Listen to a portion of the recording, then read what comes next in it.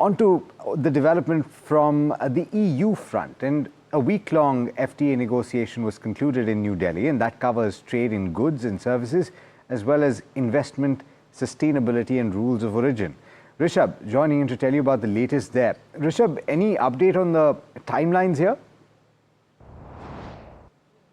Right, these current round of talks that are taking place between India and the EU, just about a week-long round of talks that we had faced here in New Delhi, very, very crucial given the fact that the December and the year-end deadline for the conclusion of these talks is fast arriving. Now, why this particular round was also important was you had a very, very senior leader, the EU Director General for Trade, come down to India, stay here for at least around 4 days.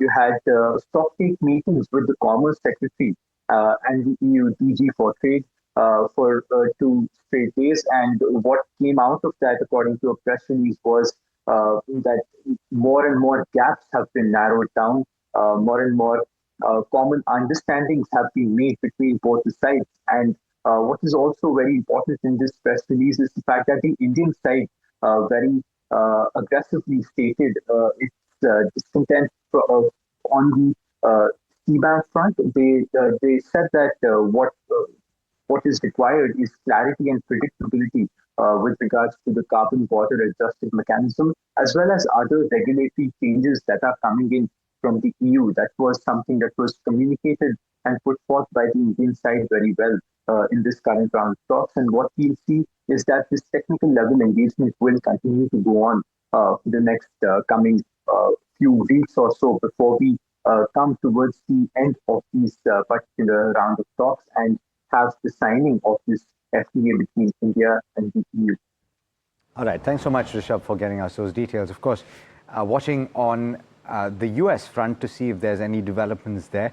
And of course, the context for you to understand is that the Supreme Court in the US is currently hearing whether or not the tariffs that have been imposed in the interim are legal or not. Of course, even if they are found to be illegal and have to be rolled back, the expectation is that the US administration will find alternative routes to levy trade embargoes or restrictions on the countries that it is currently dealing with. And what that means for trade negotiations is also something for the market and indeed you as an investor to consider.